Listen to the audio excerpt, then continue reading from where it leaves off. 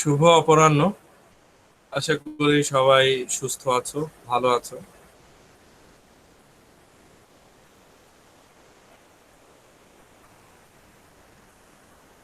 তোমরা কি স্ক্রিনটা দেখতে পাচ্ছ সবাই? জি স্যার। ওকে। তো জীবনানন্দ দাশের শিক্ষা জীবন 1908 সালের জানুয়ারিতে 8 বছরের জীবনানন্দকে ব্রজমোহন বিদ্যালয়ে পঞ্চম শ্রেণীতে ভর্তি করানো হয়। যখন ওনার বয়স 8 বছর, তখন উনি ক্লাস 5-এ ভর্তি হন ব্রজমোহন বিদ্যালয়ে। বিদ্যালয়ে থাকা অবস্থায় তার বাংলা ও ইংরেজি ভাষায় রচনার সূচনা হয়। এছাড়া সে সময় তার ছবি আঁকার দিকেও ঝোঁক ছিল। উনি টুকটাক লেখালেখি তো করতেন বাংলা এবং ইংলিশে, পাশাপাশি উনি ছবিও আঁকতেন। তোমরা জানো রবীন্দ্রনাথ ঠাকুরেরও ছবি আঁকার অভ্যাস ছিল। তো জীবনানন্দ দাশ ছোটবেলায় টুকটাক ছবি আঁকতেন। 1915 সালে ব্রজমোহন বিদ্যালয় থেকে প্রথম বিভাগে ম্যাট্রিকুলেশন মানে ম্যাট্রিক বলতো, বর্তমানে এসএসসি, যেটা আর কি, এসএসসি পরীক্ষায় উত্তীর্ণ হন, মানে পাশ করেন, এসএসসি পাশ করেন। 2 বছর পর ব্রজমোহন কলেজ থেকে ইন্টারমিডিয়েট উচ্চ মাধ্যমিক পরীক্ষায় পাশ করেন। তারপর কলকাতা বিশ্ববিদ্যালয়ে ভর্তি হওয়ার জন্য তিনি বরিশাল ত্যাগ করেন। তো উনি বরিশাল ত্যাগ করেন, বরিশাল ছেড়ে কলকাতার উদ্দেশ্যে রওনা হন। 1919 সালে কলকাতার প্রেসিডেন্সি কলেজ থেকে ইংরেজিতে অনার্স সহ বিএ ডিগ্রি লাভ করেন। তোমরা ইংলিশে অনার্স করছো, ইনশাল্লাহ সামনে মাস্টার্সও করবে। তো জীবনানন্দ দাশ কিন্তু ইংলিশেরই স্টুডেন্ট ছিলেন। তো ওই বছরেই ব্রাহ্মবাদী পত্রিকার বৈশাখ সংখ্যায় তার প্রথম কবিতা ছাপা হয়। প্রথম পাবলিশ হওয়া কবিতার নাম ছিল বর্ষ আবাহন। 1921 সালে কলকাতা বিশ্ববিদ্যালয় থেকে ইংরেজিতে দ্বিতীয় শ্রেণীতে মাস্টার্স ডিগ্রি লাভ করেন। তাহলে উনি ইংলিশে অনার্স এবং মাস্টার্স কলকাতা বিশ্ববিদ্যালয় থেকে। এরপর তিনি আইন বিষয়ে পড়াশোনা শুরু করেন, কিন্তু অচিরেই তা পরিত্যাগ করেন। এটা অনেকটা রবীন্দ্রনাথ ঠাকুরের মতো। রবীন্দ্রনাথ ঠাকুর ইংল্যান্ডে গিয়েছিলেন, 1.5 বছর পড়াশোনা করেছিলেন, আইন, কিন্তু ডিগ্রি না নিয়েই চলে এসেছিলেন, ওনার ওখানে ভালো লাগেনি। 1922 সালে জীবনানন্দ দাশ কলকাতার সিটি কলেজে টিউটর মানে টিচার হিসেবে অধ্যাপনা শুরু করেন। কলকাতার সিটি কলেজ। তো জীবনানন্দের সাহিত্য চর্চা ও জীবন সংগ্রাম, তোমরা ছবিটা দেখতে পাচ্ছ, যখন উনি জীবনানন্দ দাশ যুবক বয়সে।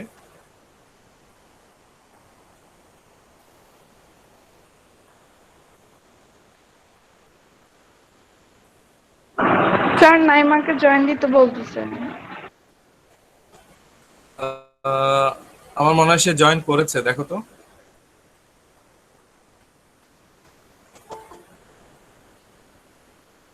জয়েন করেছে মনে হয়।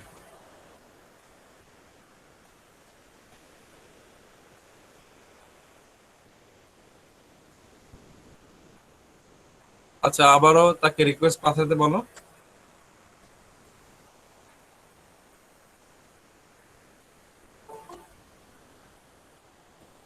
প্রোভাইড।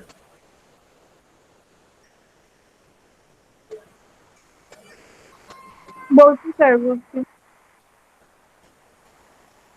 ওকে, আচ্ছা, সে রিকোয়েস্ট পাঠাক, আমরা এদিকে কন্টিনিউ করি। যৌবনের শুরুতেই, মানে যখন তিনি যুবক, তখন ওনার যে কবি প্রতিভা, ওনার এই কবিতা লেখার প্রতিভাটা ছড়াতে শুরু করলো, বিকশিত হতে শুরু করলো। দেশবন্ধু চিত্তরঞ্জন দাশ, এই লোক চিত্তরঞ্জন দাশ, উনি একজন বাঙালি আইনজীবী, রাজনীতিবিদ, কবি ও লেখক ছিলেন। তো চিত্তরঞ্জন দাশ 1925 সালে মৃত্যুবরণ করলে জীবনানন্দ দাশ তার স্মরণে, তার সম্মানে দেশবন্ধুর প্রয়াণে নামে একটি ব্রাহ্মবাদী কবিতা রচনা করেন, যা বঙ্গবাণী পত্রিকায় প্রকাশিত হয়।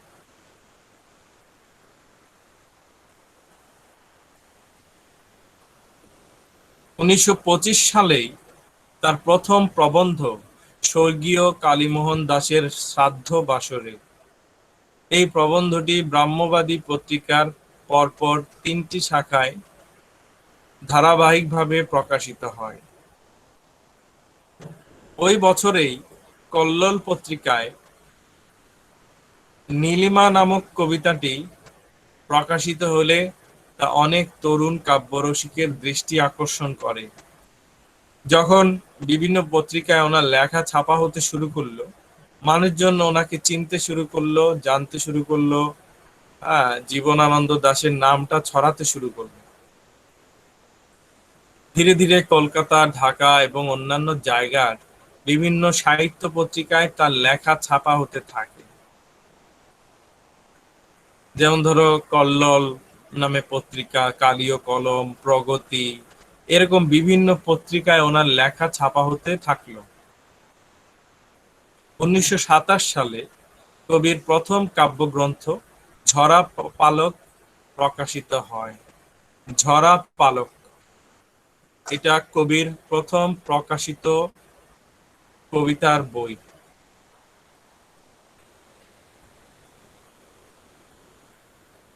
1927 সাল থেকেই তিনি ওনার নামের এক্সট্রা যে অংশ দাশগুপ্ত, দাশগুপ্ত, গুপ্ত বাদ দিয়ে উনি দাস লিখলেন, জীবনানন্দ দাশগুপ্ত, গুপ্ত বাদ দিয়ে উনি লেখা শুরু করলেন জীবনানন্দ দাশ।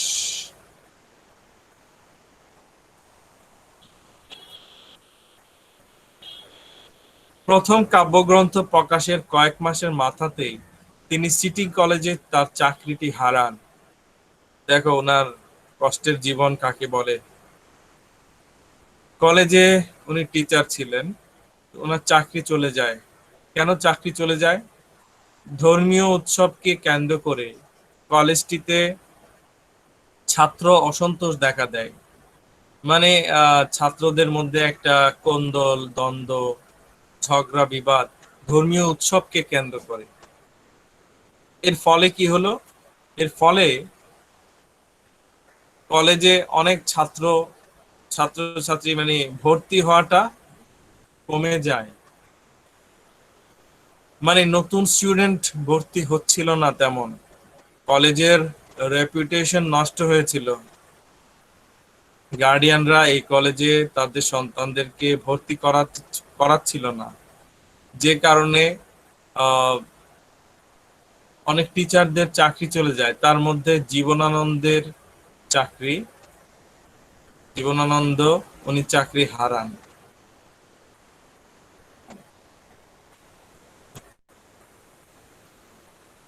এই চাকরি যে হারালেন, এটা আসলে জীবনানন্দকে অনেক কষ্ট দিল। কারণ স্বাভাবিক, এমনিতে চাকরি কোথাও পাচ্ছিলেন না, খুব কষ্ট করে একটা চাকরি পেলেন, কলেজের টিচার, কিন্তু এই চাকরিটাও চলে গেল।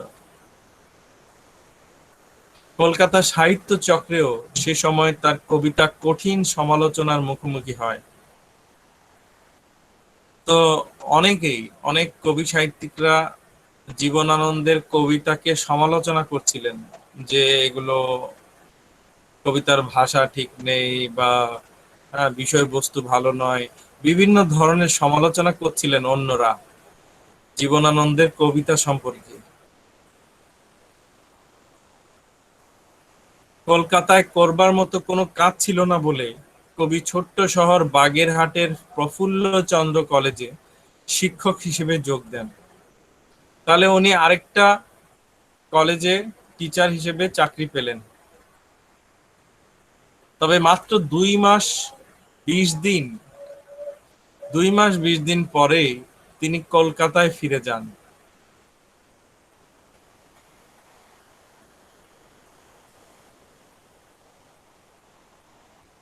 চাকরি না থাকায় এই সময় তিনি চরম আর্থিক কষ্টে পড়ে যান। স্বাভাবিক, চাকরি নেই। স্যার কিছু শোনা যাচ্ছে না। শুনছো? বাকিরা শুনছো? Yes sir. Yes sir. বাকিরা আমার কথা শুনছে? হাসান, তোমার দিক থেকে মনে হয় কোনো প্রবলেম হচ্ছে।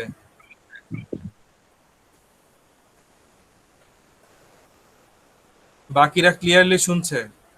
জি স্যার, শুনতে পাচ্ছি। ওকে হাসান, তুমি দেখো তোমার হয়তো, হ্যাঁ, তোমার দিক থেকে এখন শোনা যাচ্ছে স্যার। শোনা যাচ্ছে ওকে স্যার এখন স্যার। ওকে ওকে। তো চাকরি ছিল না বলে উনি চরম আর্থিক কষ্টে পড়ে যান। জীবন ধারণের জন্য তিনি গৃহ শিক্ষক হিসেবেও কাজ করেছিলেন। তুমি দেখো কতটা মানুষ কতটা আর্থিক কষ্টে পড়লে গৃহ শিক্ষক হিসেবে কাজ করে, এবং লেখালেখি থেকে সামান্য কিছু রোজগার হতো।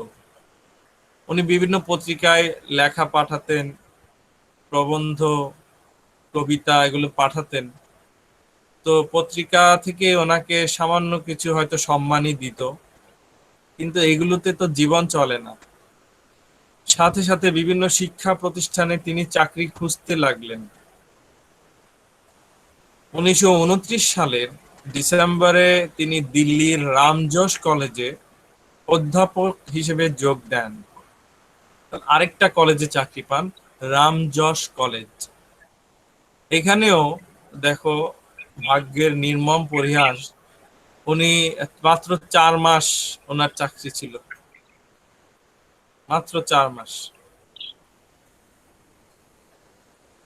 1930 সালের 9 মে জীবনানন্দ দাশ লাবণ্য দেবীর সাথে বিবাহ বন্ধনে আবদ্ধ হন। জীবনানন্দ দাশের বিয়েটা হয়েছিল ঢাকা শহরে।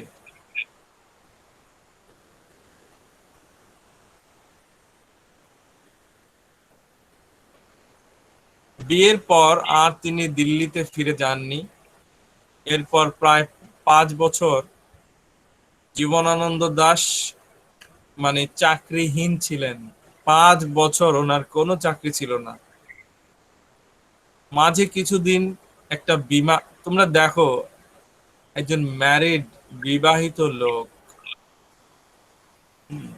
তার 5 বছর কোনো চাকরি নেই, এটা অনেক কঠিন না?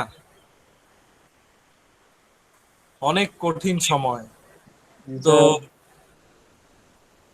স্ত্রী তারপরেও কিন্তু এতটা কষ্টের মধ্যে থেকেও স্ত্রী হাল ছেড়ে দেননি, স্ত্রী স্বামীকে ছেড়ে যাননি, স্বামীর পাশে ছায়া হয়েছিলেন, স্বামীকে উৎসাহ দিয়েছেন, অনুপ্রেরণা দিয়েছেন।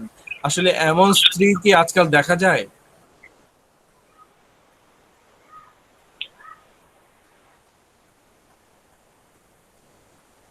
আজকাল এমন স্ত্রী দেখা যায় যে হাজবেন্ডের 5 বছর কোনো চাকরি নেই, ওয়াইফ কি চুপচাপ সংসারের যে ঘানি সেটা টেনে নেয় বা সহ্য করে? পরে স্যার গ্রামে অঞ্চল স্যার এখনো দেখি স্যার গ্রামে আছে, ওয়াইফরাই সব কিছু হ্যান্ডেল করে। শহরে কি করতে চায় শহরের শিক্ষিত মেয়েরা? জানি না স্যার, গ্রামে গুলা করে স্যার। গ্রামে এখনো এই বিষয়টা আছে। গ্রামের অনেক মহিলারাই সংসারের হাল ধরে রাখে, যত ঝড়ঝাপটাই আসুক না কেন, তাই না? স্বা- স্বামীকে সাপোর্ট Yes, করে। স্যার। Yes, sir. তো যাই হোক, যেমন পথের পাঁচালী, সত্যজিৎ রায়ের পথের পাঁচালী সিনেমায় আহ, যে দুর্গার মা, হ্যাঁ, মা সর্বজয়া, ওনার নাম সর্বজয়া। তো খুব দারিদ্রতায় তাদের জীবন কাটে, খুব দারিদ্রতায়।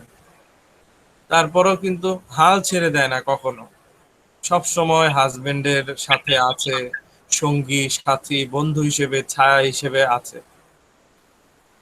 তো এমনই হওয়া উচিত আসলে। যাই হোক, তো 5 বছর ওনার কোনো চাকরি ছিল না। মাঝে কিছুদিন একটা বীমা কোম্পানির এজেন্ট হিসেবে কাজ করেছেন।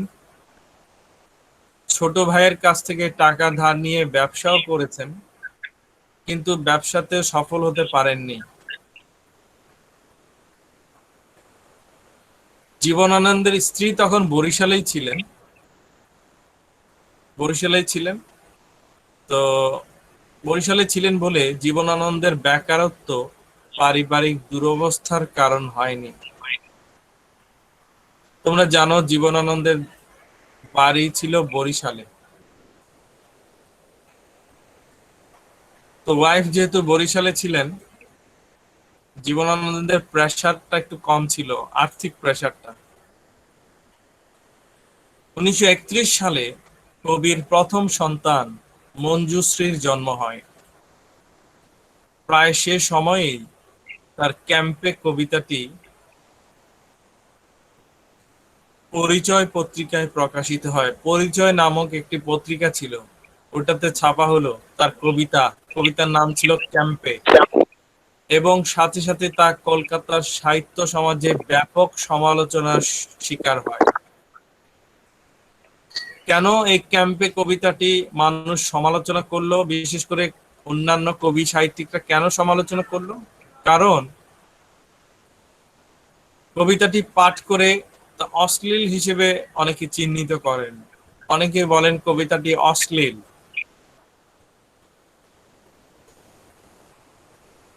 তিনি তার বেকারত্ব, সংগ্রাম ও হতাশার এই সময়ে অনেকগুলো ছোট গল্প ও উপন্যাস লিখেছিলেন।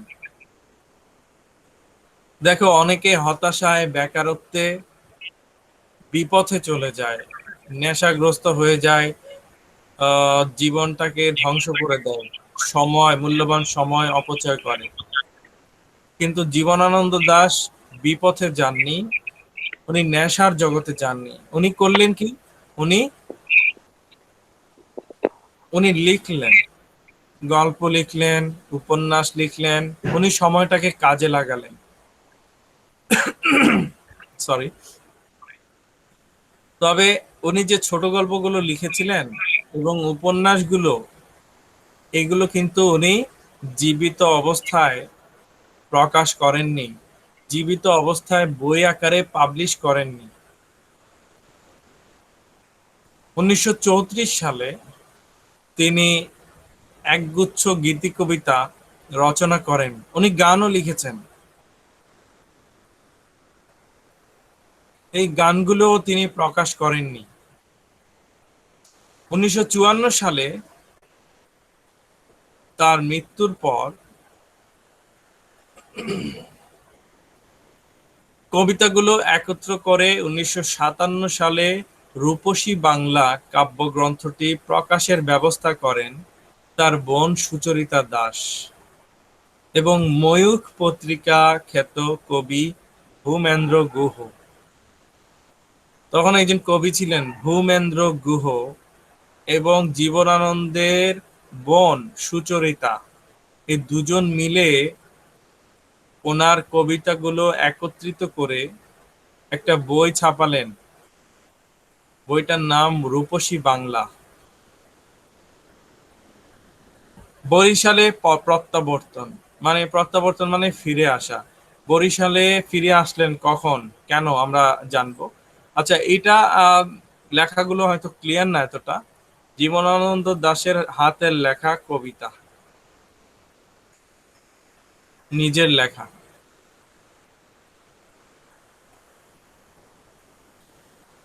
1935 সালে জীবনানন্দ তার পুরনো শিক্ষা প্রতিষ্ঠান ব্রজমোহন কলেজে ফিরে যান। তিনি সেখানকার ইংরেজি বিভাগে লেকচারার হিসেবে যোগ দেন। ব্রজমোহন কলেজ, ওখানে তিনি লেকচারার হিসেবে যোগ দেন।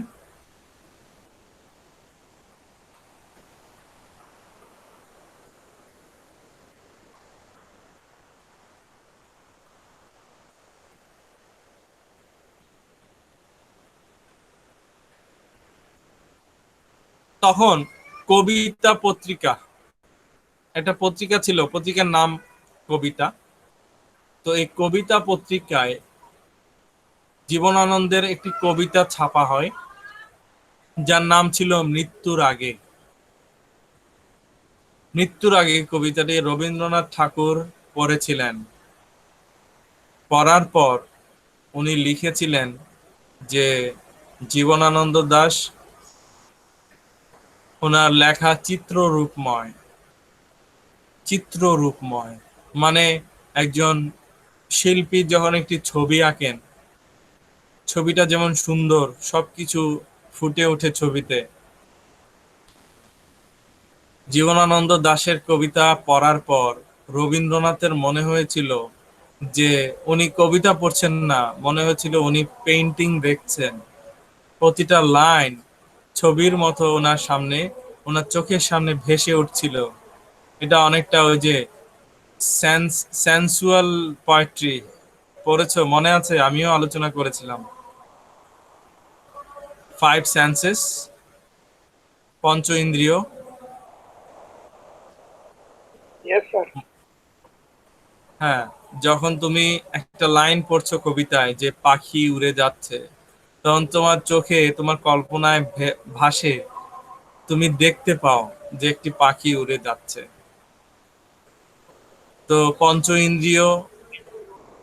ইন্দ্রিয় ব্যবহার করে কবিরা কবিতা লিখেন, আবার পঞ্চ ইন্দ্রিয় ব্যবহার করে পাঠকরা কবিতাগুলো ছবির মতো বুঝতে পারেন। যেন মনে হয় ওনারা কবিতা পড়ছেন না, মনে হয় যেন ওনারা ছবি দেখছেন। তো রবীন্দ্রনাথ ঠাকুর বলেছিলেন জীবনানন্দ দাশের কবিতা চিত্ররূপময়। এবং কবিতা পত্রিকাতে, পত্রিকাটার নাম ছিল কবিতা, এই পত্রিকাতে জীবনানন্দের বনলতা সেন, খুব বিখ্যাত কবিতা, বনলতা সেন কবিতাটি প্রকাশিত হয়। এই কবিতার লাইন বেশি না, শুধু 18 লাইন, ছোট কবিতা, কিন্তু অনেক জনপ্রিয়। ওই যে তোমরা হয়তো পড়েছো, চুল তার কবেকার, অন্ধকার বিদিশার দিশা, হ্যাঁ, মুখ তার শ্রাবস্তির কারুকার্য। তো লাইনগুলো এরকম। বনলতা সেন কবিতার নাম।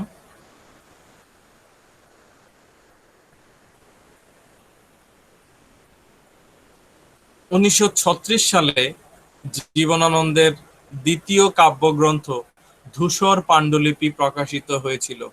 ধূসর পাণ্ডুলিপি, এটা কবিতার বই। 1936 সালে জীবনানন্দের পুত্র সন্তান ছেলে সমরানন্দের জন্ম হয়। 1938 সালে রবীন্দ্রনাথ একটি কবিতা সংকলন সম্পাদনা করেন। রবীন্দ্রনাথ ঠাকুর সম্পাদক হিসেবে কাজ করেছিলেন এবং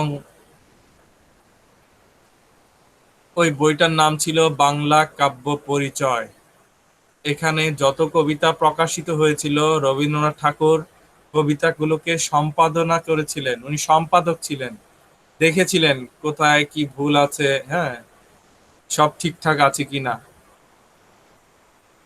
এবং এই বইয়ে জীবনানন্দ দাশের কবিতা মৃত্যুর আগে, এই কবিতাটি প্রকাশিত হয়েছিল। এটা কত সম্মানের ব্যাপার। রবীন্দ্রনাথ ঠাকুর যে বইয়ের সম্পাদক হিসেবে কাজ করেছিলেন, সে বইয়ে জীবনানন্দ দাশের একটি কবিতা স্থান পেয়েছিল, প্রকাশিত হয়েছিল, অনেক সম্মানের ব্যাপার। 1942 সালে কবির বাবা মারা যান এবং ওই বছরেই 1942 সালেই কবির তৃতীয় কবিতার বই বনলতা সেন প্রকাশিত হয়।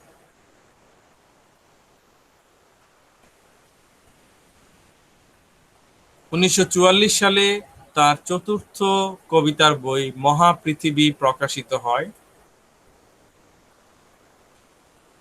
এর আগের তিনটি কাব্যগ্রন্থ তাকে নিজের পয়সায় প্রকাশ করতে হয়েছিল।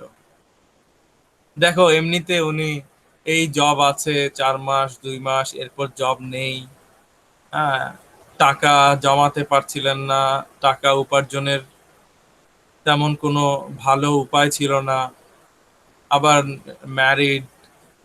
ওই অবস্থায় উনি বই চাইলেও পাবলিশ করতে পারছিলেন না নিজের, মানে বই পাবলিশ করতে তো টাকা লাগে অনেক, তাই না? তো স্থির কোনো ভালো জব ছিল না, ভালো স্যালারির কোনো জব ছিল না। তো তিনটি কবিতার বই নিজের পয়সায় কোনো রকমে উনি প্রকাশ করেছিলেন। আর গল্পের বই, উপন্যাসের বই প্রকাশ করার চিন্তা ওনার, মানে চিন্তাই করতে পারছিলেন না, কারণ ওনার তো অত টাকা ছিল না। তবে মহাপৃথিবী এই কবিতার বইয়ের জন্য উনি প্রকাশক পেয়েছিলেন, মানে একজন প্রকাশক দায়িত্ব নিয়েছিলেন, বলেছিলেন হ্যাঁ আমরা এই বইটা ছাপাবো, আপনাকে কোনো টাকা দিতে হবে না, আপনি আপনার পকেট থেকে কোনো টাকা দিতে হবে না, আমরাই দায়িত্ব নিয়ে এটা ছাপাবো। চাকরির প্রয়োজনে বরিশালে ফিরে আসেন এক সময়। তখন উনি কলকাতাকে খুব মিস করতেন। কলকাতা, যেখানে অনেক অনেক বছর ছিলেন, কলকাতার মানুষজন, পরিবেশ ওনার ভালো লাগতো। কিন্তু চাকরির জন্য বরিশালে ফিরে আসতে হয়। মাঝে মাঝে সুযোগ পেলেই উনি কলকাতায় যেতেন, ঘুরে আসতেন। তো কলকাতা ওনার এত প্রিয় ছিল যে আবারও কলকাতায় ফিরে গেলেন, পুনরায় কলকাতা গমন।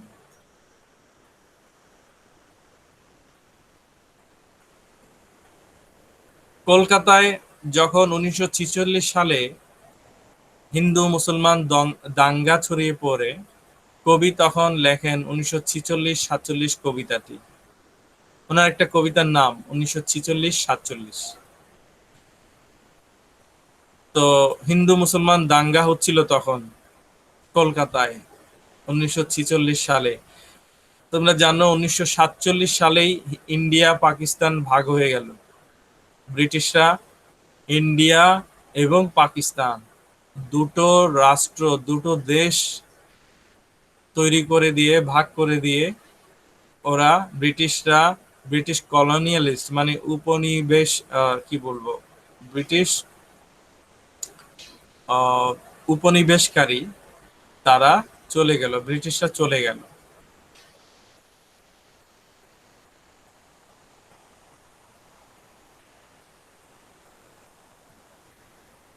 তো দেশ ভাগের কিছু আগে তিনি বিএম কলেজ থেকে ছুটি নিয়ে কলকাতায় এসেছিলেন। তোমরা জানো তিনি বিএম কলেজের লেকচারার ছিলেন। পরে তিনি কলকাতায় গিয়েছিলেন। 1947 সালে দেশ বিভাগ, মানে দেশ যখন ভাগ হলো, ওই যে ইন্ডিয়া পাকিস্তান ভাগ হওয়ার কিছু আগে পুরো পরিবার সহ সপরিবারে বাংলাদেশ অর্থাৎ পূর্ব পাকিস্তান ত্যাগ করেন।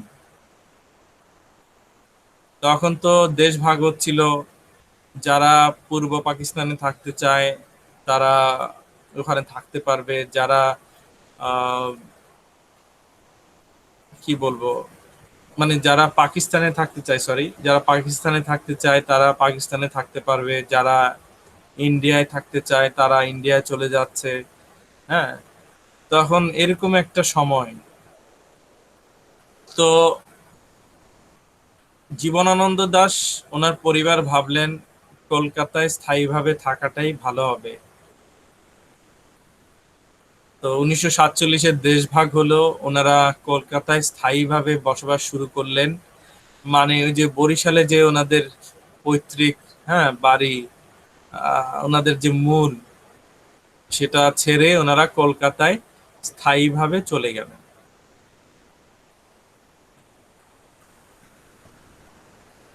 কলকাতায় জীবনানন্দ দাশ দৈনিক স্বরাজ পত্রিকার রোববারের সাহিত্য বিভাগের সম্পাদনা করেন,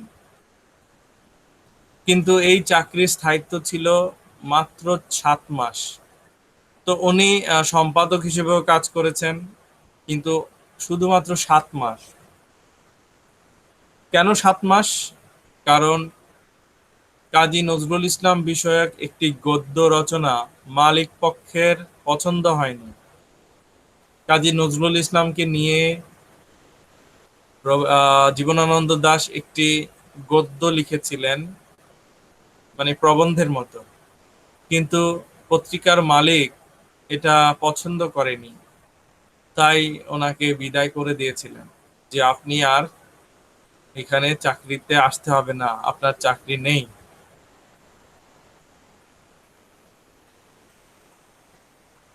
তো ওনার মা কুসুম কুমারী দাস উনি মারা যান। তো এর মধ্যে বিভিন্ন জায়গায় ওনার লেখালেখি পাবলিশ হচ্ছে বিভিন্ন পত্রিকায়। তারপর ওনার বেশ কিছু বইও পাবলিশ হলো, কবিতার বই। তো কলকাতার অন্যান্য সাহিত্যিকরা ওনাকে সমীহ করছিলেন, সাহিত্যিক হিসেবে, কবি হিসেবে মানুষ চিনছিল, জানছিল। তিনি সমকালীন সাহিত্য কেন্দ্র নামে একটি সংস্থার সহ সভাপতি নির্বাচিত হন। সহ সভাপতি।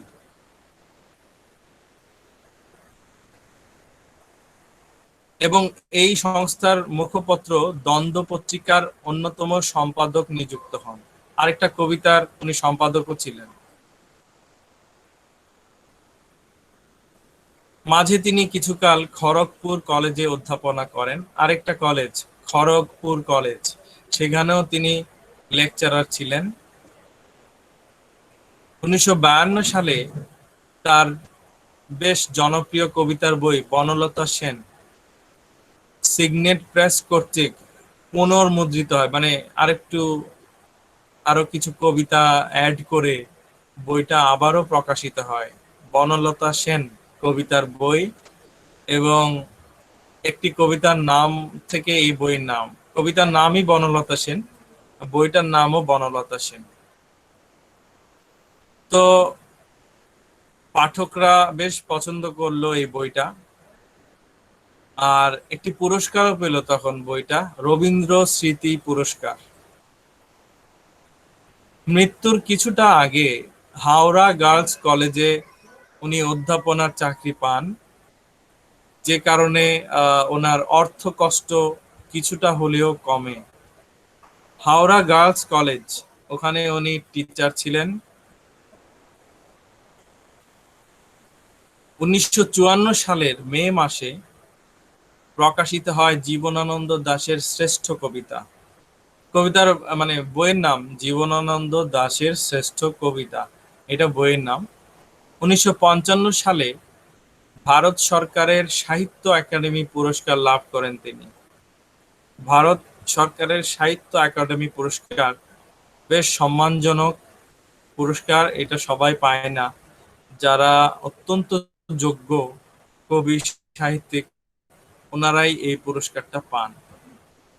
তো আজকে আর বেশি আলোচনায় যাচ্ছি না, আজকে এখানেই শেষ করছি। তোমাদের সাথে নেক্সট ক্লাসে দেখা হবে ইনশাল্লাহ। ওকে ভালো স্যার, থেকো, আসসালামু আলাইকুম।